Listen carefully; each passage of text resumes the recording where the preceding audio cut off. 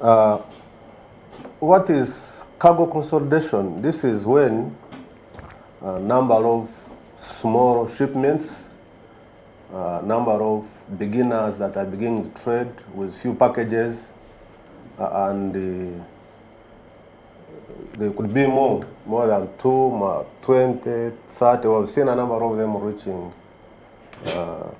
30 in a container, 15 in a container, and they bring cargo, they combine it into one container or one truck, and they forward it to the common destination. In this case, small importers can get their cargo from China, from Dubai, from Malaysia, and Dubai, and they put in one container, and destination being Kampala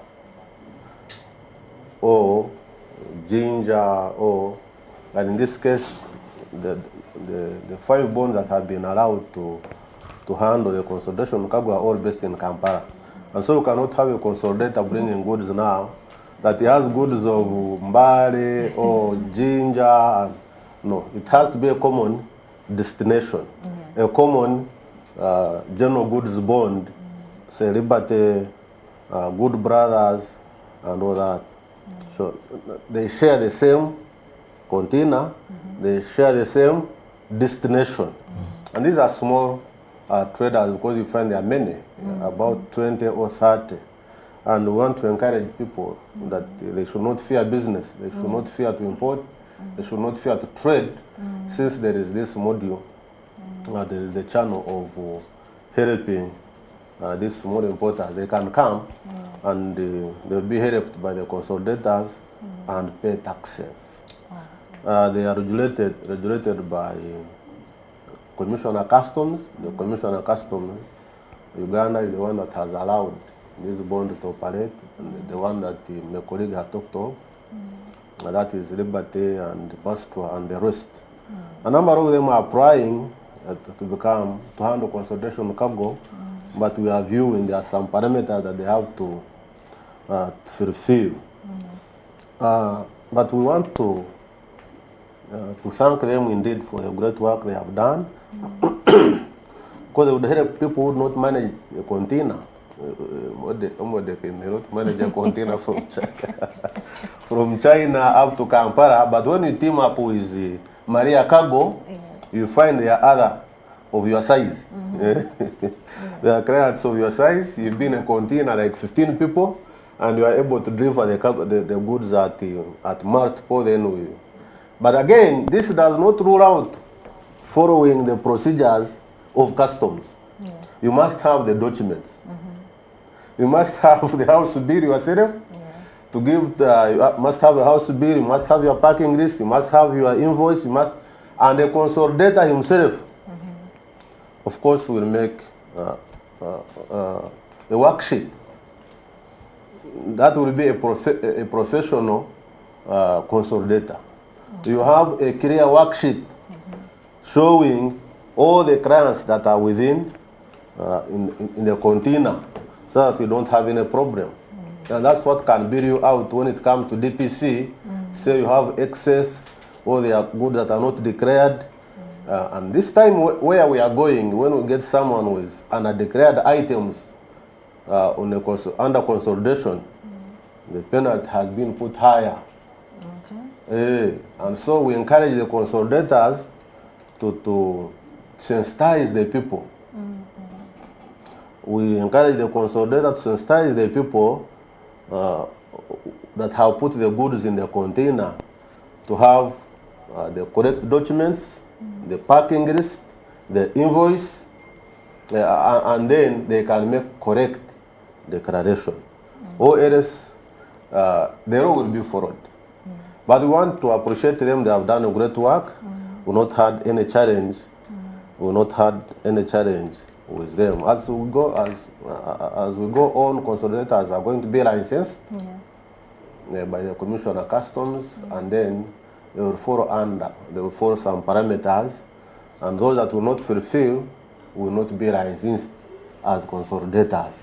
So we want to call upon the consolidators to start preparing for that exercise.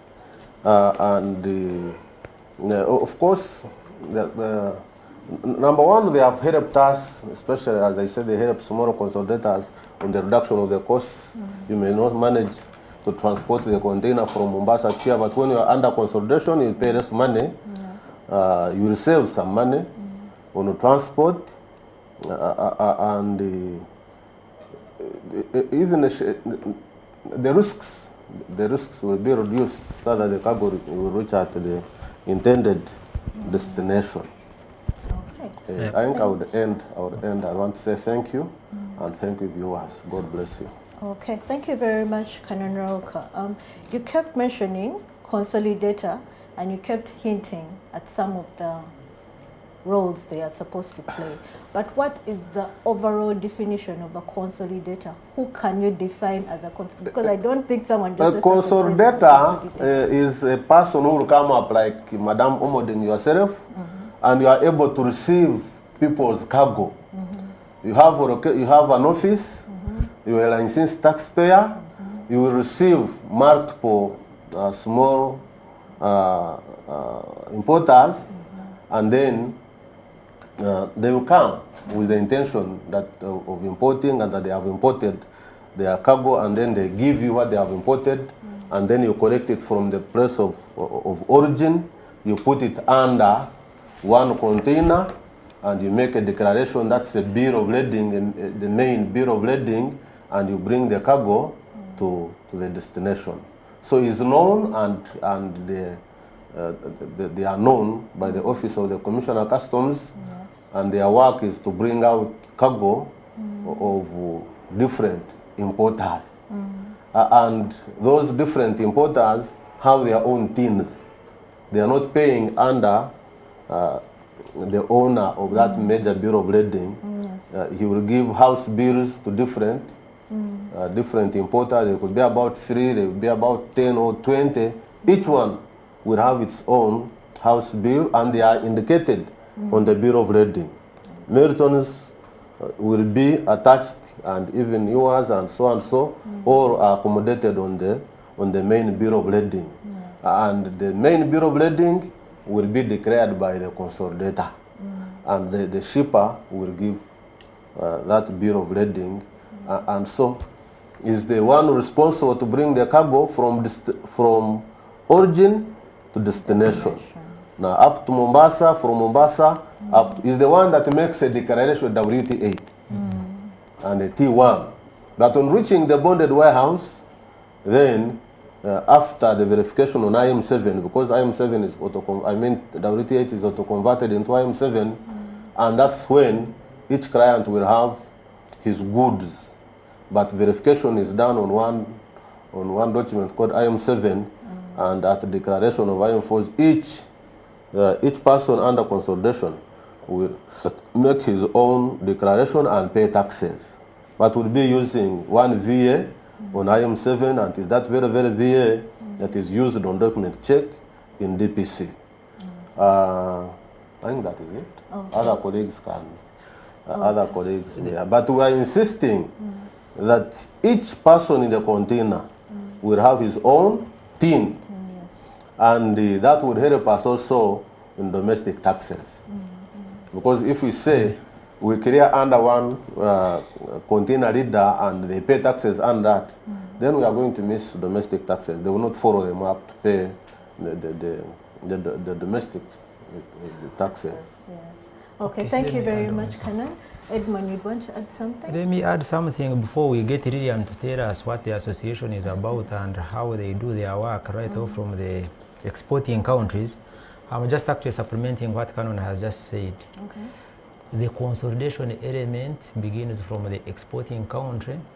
You are shipping together in a consolidated manner, that is master bill. You come from Mombasa, you again transport together on the same truck. You come, we receive your goods, you warehouse again on the consolidated element. We verify on a master IM7, whereby all of them are still under one consignee. And upon completion of verification and release of IM7, then the consolidator goes through a module whereby he's degrouping now.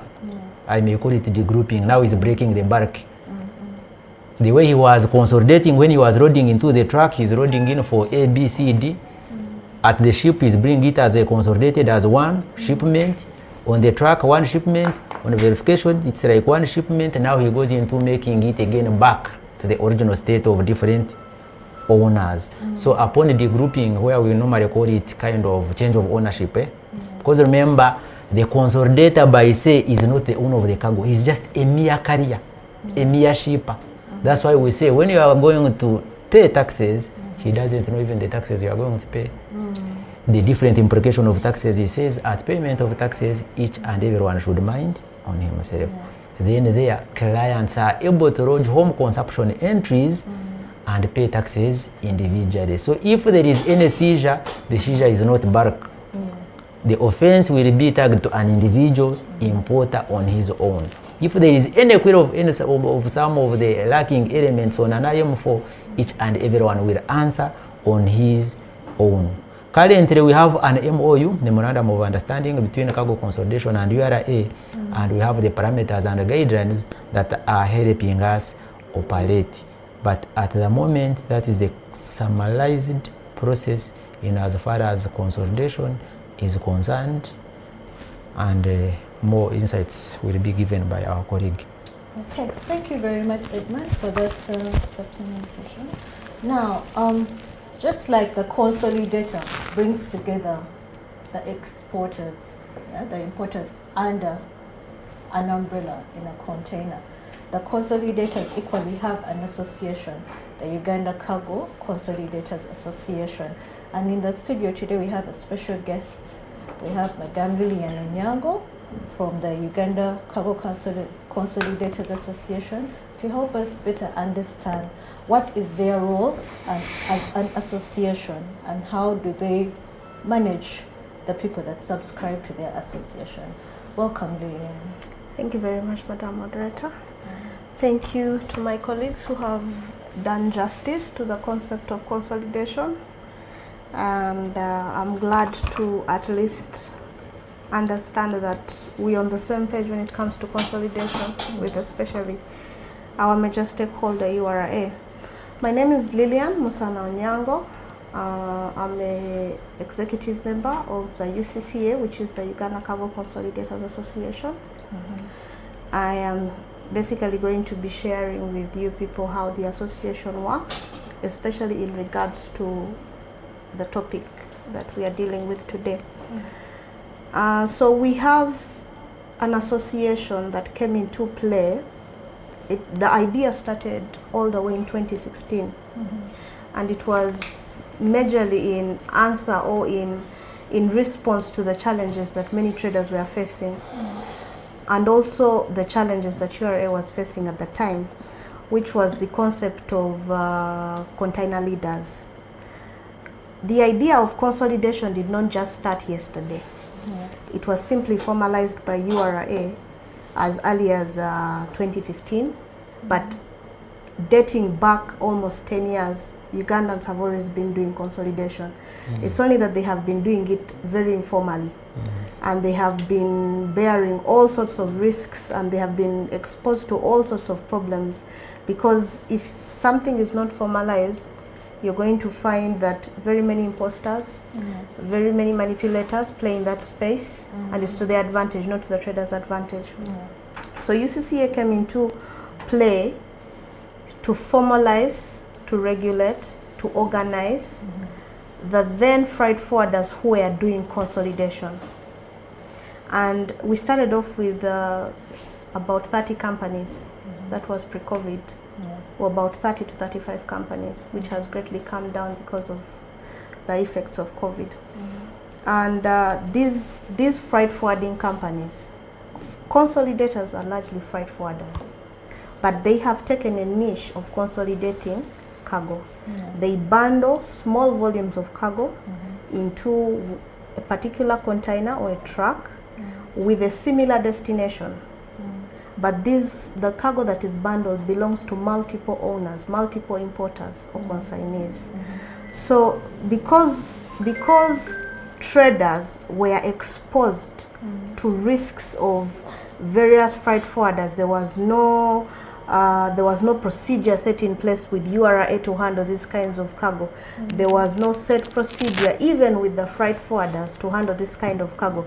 All the cargo was being looked at as belonging to one individual, which was creating a high risk to traders. And also it was causing a lot of financial losses for URI because taxes were not really being collected. So an association was formulated. It collected all the freight forwarders who were in this business, because there are very many freight forwarders, but not all of them are in consolidation. And they were registered, they were regulated, they were streamlined through training and through the development of a system. Currently we have a system in place that is regulating and streamlining the operation of consolidators, and this has all been done to facilitate the small trader, largely the small trader, to be able to bring their consignments from country of origin, which they are shipping from or importing from, to Uganda, saving costs, saving time, and also following all the customs procedures that are required of them. Yes. Okay, thank you very much, Lillian. And as a regulator, I'm going to throw this to you again. What are some of the risks of having consolidated cargo without a person that is not a formally recognized cargo consolidator? The largest risk that a trader or an importer will face if they are dealing with an individual, a company that is not a formalized consolidation entity, is loss of cargo. Okay. Loss of cargo, loss of money, loss of time, and of course all that translates into economic problems on their side. But it also translates into loss of livelihood. Yes. Because every time you deal with somebody who is not formalized and legalized and regulated, when you encounter a risk of loss of cargo or money, there is nowhere you will report. But under consolidation today, everyone's cargo is safe because there is a policy in how we do our business. There is a set policy on how one qualifies to be a consolidator. There are set procedures and regulations on how we perform our duties. We have duties to the people that we transport cargo for. We have duties to URA itself. We even have duties to port authorities. So because of that kind of formalization and regularization, you find that the common importer, the small scale importer, is protected. Okay, thank you very much, Lillian. And as we continue to tour that line of the consolidator, I'd like to ask Edmond, as a person that, as an office that is in a relationship with cargo consolidators, which illegal activities should a cargo consolidator avoid? And in addition to that, what happens if a cargo consolidator is involved in illegal activities? Okay, thank you very much, moderator, and thank you, Lillian and Canon, and as well thank you our viewers and listeners. This engagement actually is very important and has come in timely. Yes, when we are dealing with cargo clearance under consolidation, the processes and procedures are well spelled out, and the rules and regulations remain at play. Now, like I earlier explained, the responsibility of a consolidator has where it starts and where it ends.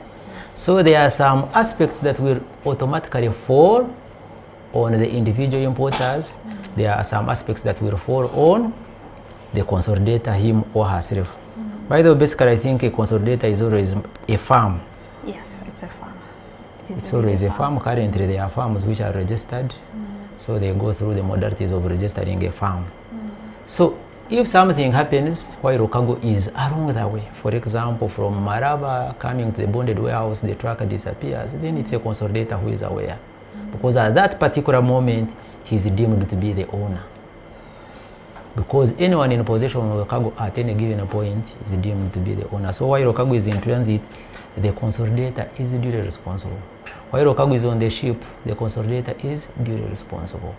While cargo is being transported and it disappears, we shall call a penalty to bond, because he's the one who has bonded the cargo under the regional cargo transit guarantee, and should cargo disappear or divert along the way, it means we shall take the equivalent of taxes from the consolidator's account who would have bonded the cargo to come into the bond. Then upon cargo coming into the bond and we have degrouped, then it means individual importers become responsible for any mishap, any misdeclaration, any underdeclaration, any misclassification, and they bear their own. Like I earlier said, a transporter is merely transporting and might not know all the nitty-gritties in terms of classification, description, and maybe certain taxes applicable or not. So in this case, depending on where the issue has happened, we shall just invoke the relevant laws and call them to order, either discipline the consolidator or the main importer, whoever feels deemed. And according to the MOU we talked about, we have parameters, we have regulations, the do's and don'ts. So we shall also follow COT in accordance to the MOU. And indeed, if we find that this one is no longer eligible to operate under consolidation, we shall advise the association to go through the process and maybe de-license him, or how can de-license that involved the company. At the moment, we advise them to follow all processes and procedures. Canon talked something of a common destination. It's something which is very, very, very important. It's like you are boarding a taxi or a bus, and for you are going in an opposite way. Say you are boarding from Toro going to Kampala, then for you are going to Sorota and you are in the same bus. It means you are going the wrong way. So for you to achieve the objective of cargo consolidation, you must be going to a common destination. Sometimes we have had incidences whereby someone is consolidating cargo which belongs maybe to Sudan, to DRC, yet the destination is not common. Now it again defeats the principle, because now if you bring cargo here and it's of a Sudanese, remember Canon talked of you must have a tin. Because we said these are our small traders who wanted to pay individually so that they are accountable individually. Because they are getting challenges when it comes right now to FRIS. Because FRIS, you must credit your stock for you to be able to debit it. So if you have not imported and you have imported under a shadow name, under someone's tin, and you are going to sell, automatically you cannot sell what you have not bought. So they were being put in the dark when it comes to importation. But right now we enable them import individually. So what I was trying to say, if you bring cargo which belongs to a Sudanese or a Congolese, then it means now you are betraying, you are breaching the principles of saying common destination, they should all have tins, and you, the consolidator, you are not the owner. And at the point of re-export, it means you cannot re-export because you are not the owner, because now the importer becomes the exporter. And remember, for you are merely a transporter kind of. So it defeats the parameters. But like I said, depending on what point a mishap has been found, a misdeclaration, a breach of procedure, we just evoke the sections of the law that might apply at any given moment. But right now, what consolidators should avoid is to bring cargo destined to different destinations as opposed. It is to bring to cargo to owners who have no tins, because the mode of clearance will be a challenge. And it is to ensure to get all the relevant documents that are required at point of importation and upload them in the system so that any query they can be responsible. Then it is also to have a common language with all their importers, because once you don't have a common language, then you defeat the purpose at some point. You must have the common language. If you say cargo has reached and whoever importer is interested, because some importers are interested in executing physical verification in their presence, so that you communicate. If you are ringing the bell, everyone is able to respond, so that we can accurately, we can aggregately achieve our clearance time in the shortest time possible. Otherwise, if you do not communicate with your importers or individual clients, then at some point where you need an aggregated effort, it becomes a little bit of a challenge and it can cause delays. Okay, thank you very much, Edmund. I'm now going to go to your questions under the Q&A section. Thank you for submitting them. And I'll start with someone. She goes by Wendy. Hello, I'm Wendy. Does the importer under groupage tin Okay, I'm going to rephrase this. Does someone have to be registered as an importer, even if he or she is importing for their own consumption, not for business? I'll throw this to Canon Rock. Thank you. Someone importing for home consumption, these are few packages. Yes.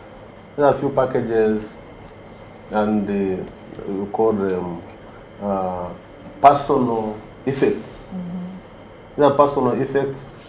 You are either traveling by bus, you come with a kilo, 2 kilos of sugar, a tin of blue band, just few items as personal effects. You need not to declare them.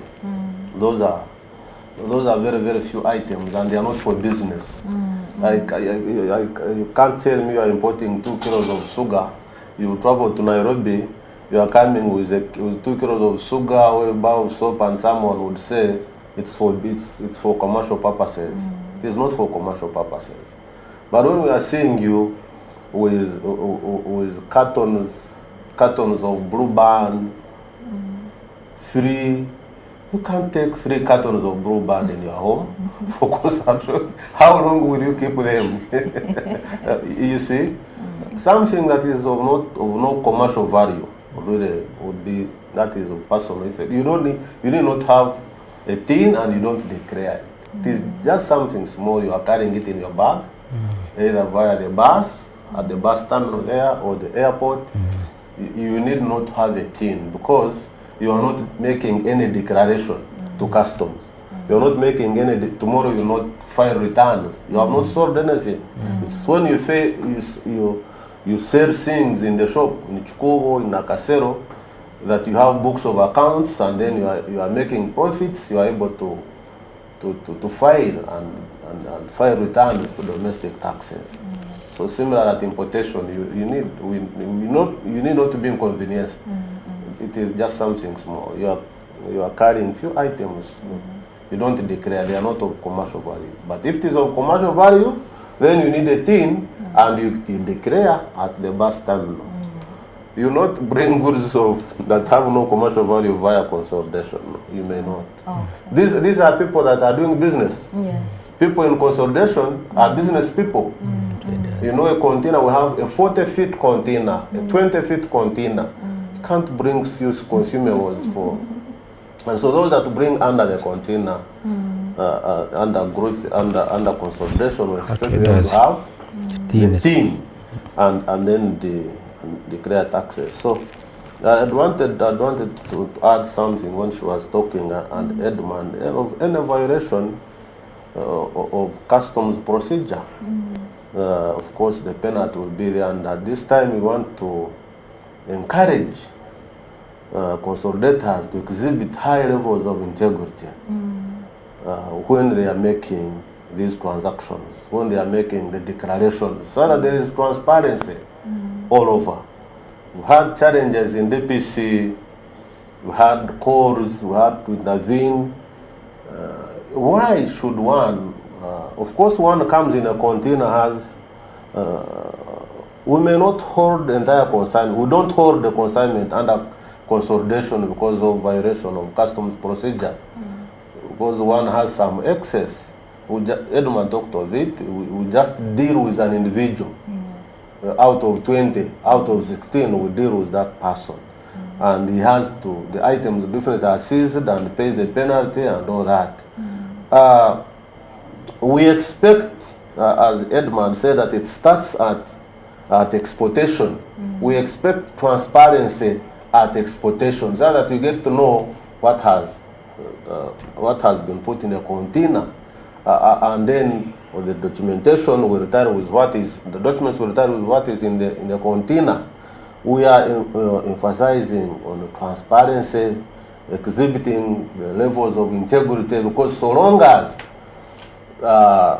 there is no transparency in the declaration, means there will be delays.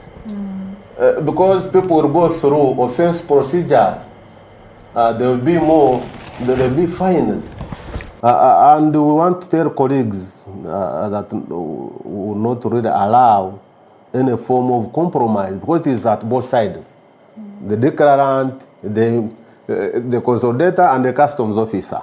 And of course, we want to encourage us to run away, to resist being compromised when we are at declaration and at the cargo examination, so that we don't waste time. Consolidators are going to be given the KPIs. Yes. They are going to be given the KPIs, especially regarding the time clearance of the cargo. Now, when cargo is properly declared, it will take very, very short time in the process in the DPC, and it will be released.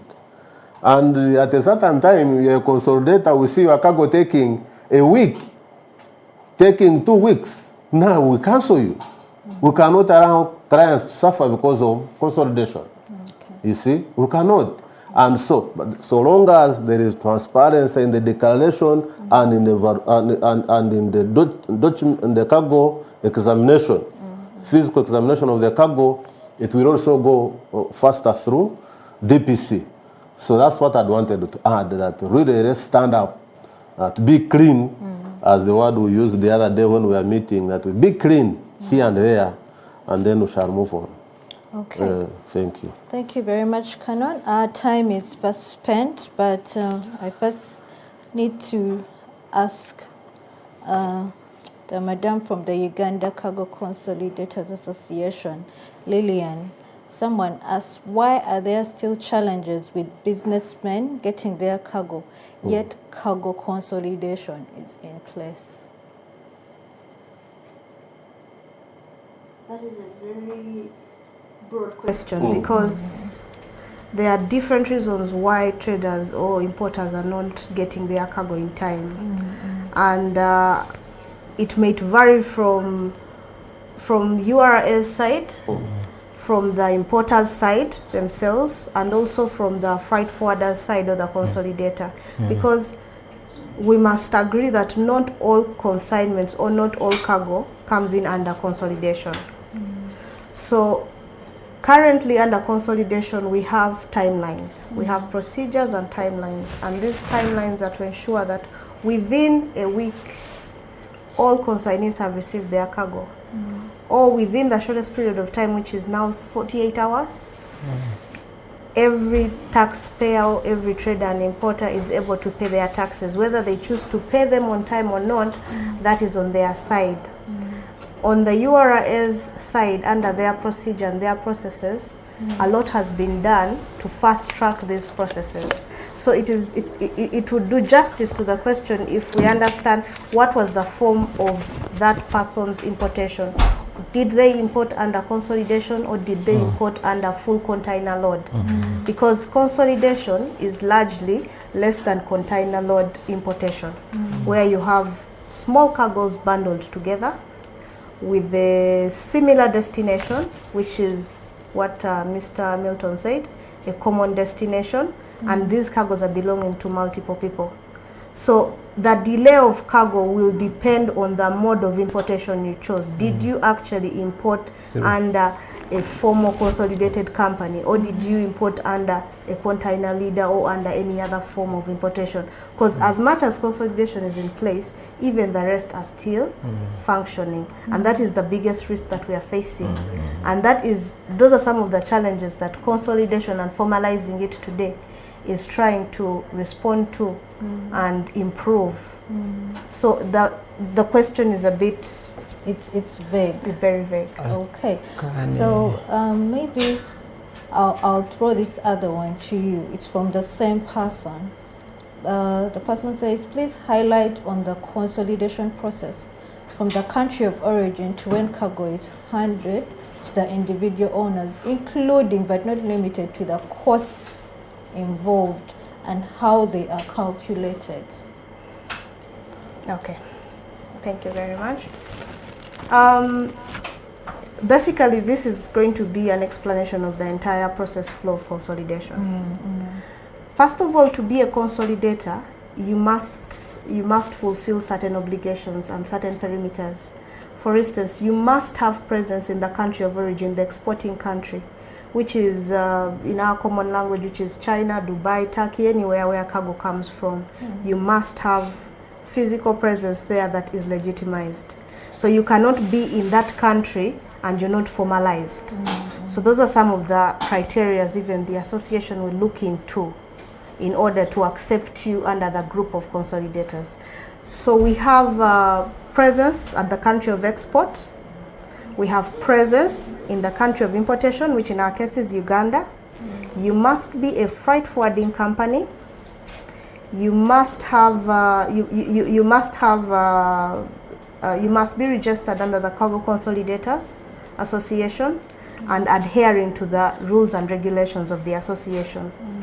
Now, for the importers side, if you're going to import under consolidation, you need to know who are the consolidators. Currently, we have about 25 consolidators, 25 legitimate consolidators who are acknowledged by URA and who are acknowledged by our association right now.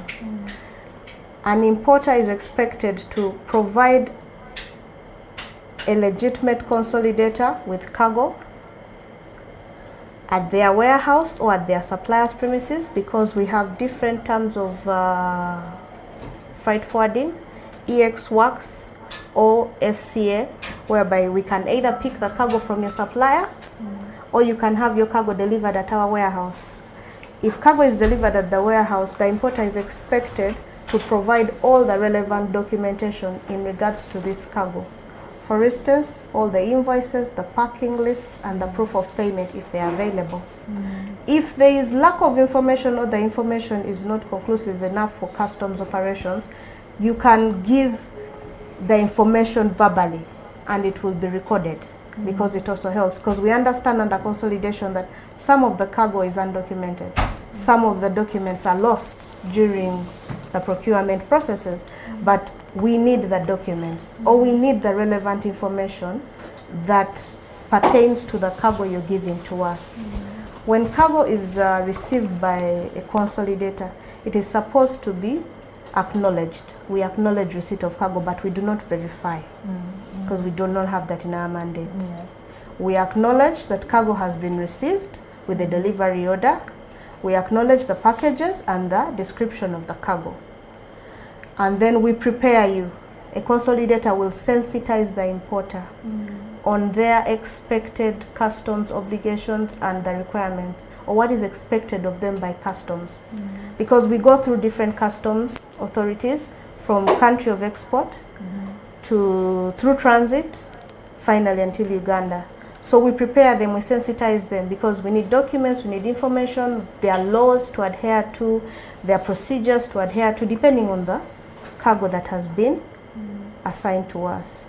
Then, of course, now the consolidator moves the cargo from the exporting country, in this case could be China or Dubai, to the port of destination. Commonly, we are using Mombasa and Dar es Salaam.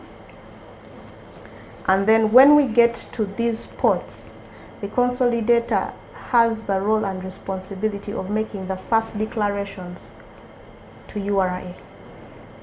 It makes the first declaration following and using the documentation that the owner of the cargo has provided. That is why documentation is very important in the process. And once that has been done, cargo is then forwarded or moved to the final destination, which is Uganda, where then we now go through the warehousing process, which my colleagues have spoken about, which is also timed. There is a time limit. Currently it's 48 hours, which as a consolidator we should have completed the degrouping process,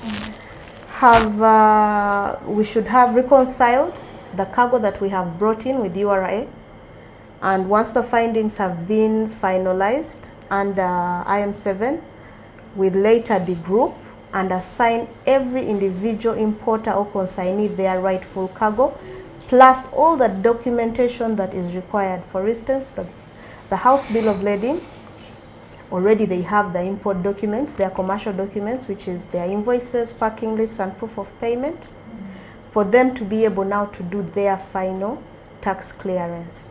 either themselves or through a licensed customs agent, because consolidators are not customs agents. Yes. I want to Thank clarify. you very much. Yes, yes, please. Thank you, Lilian, for an elaborative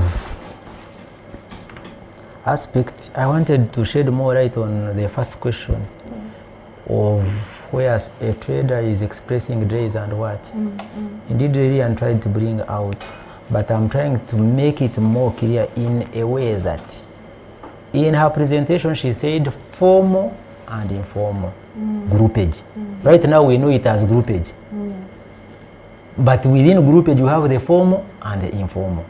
The formal, those are the consolidators, because they are formal in an aspect that you can come, declare your own entries, you even track the status, you're able to know that an assessment of 4 million has been given, you go and pay, you the importer, you are queried, you are able to know, they give you a top up, you again get it on your account and go and pay. So at any given moment, you can even track your individual transaction.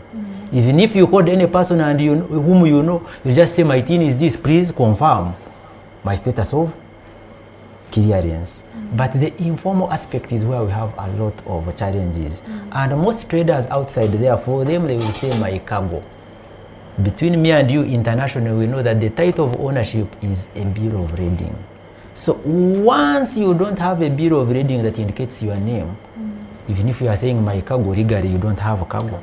But under the consolidation, the master bill is clearly showing that we are transporting this cargo for Edmund, for Joy, for James, for John, and his TIN is ABCD. So under consolidation, you have not given away ownership. You remain with ownership of the cargo, and the consolidator is merely a carrier.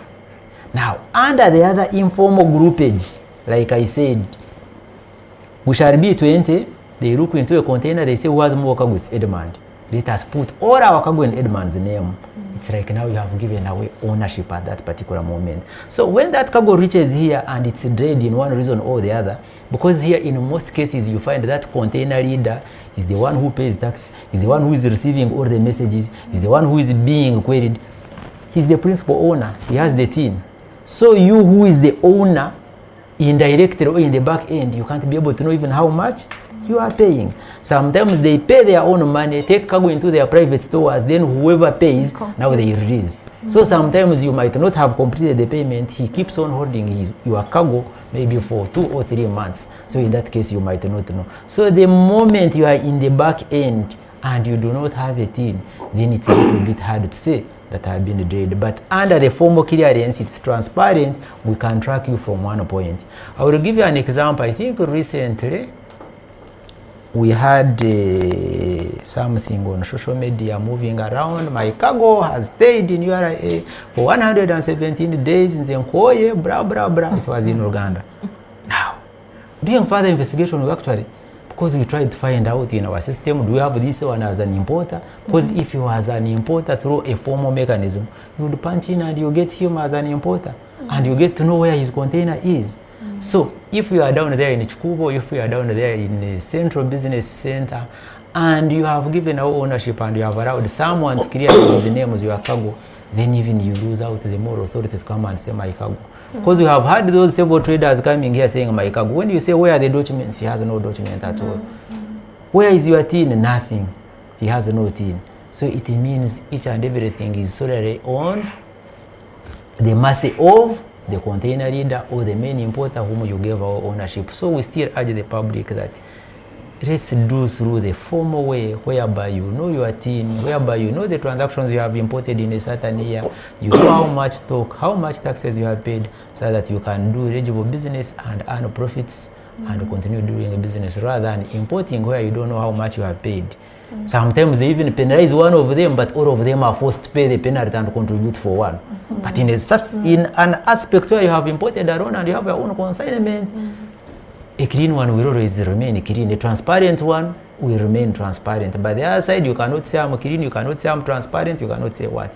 It's just an aggregated effort. You are just on the mercy of the container leader. If he says there is a top up of 4 million, when you analyze properly, maybe you find the 4 million is arising from one person, but they will gather money from all traders that in that same container, and at the end of it all you'll be saying tusasula emisolo mingi, but in real sense you are paying for someone else. So the only way to avoid that is going through the formal way, whereby everyone clears on his own, pays taxes on his own, end to end. Okay, thank you, Edmond. And in addition to that, kindly clarify for someone called John Renothios. He said some consolidated cargo comes on one T1, on one transit document, and others come with different T1s. What is the difference between the two? Yes, cargo, no, I don't think different T1. It's one T1 because it is still broke. Yes, that's why I wanted still one T1, and the separation comes in after warehousing. Okay, I hope we have clarified that for you. There was something, just something small I wanted to add on. Someone who had asked how much do they charge. He was talking like the cost of carrying the goods under consolidation. They said not limited to costs, so they wanted something else apart from the costs. Okay. Apart from the money, what else is incurred? Yeah. Okay.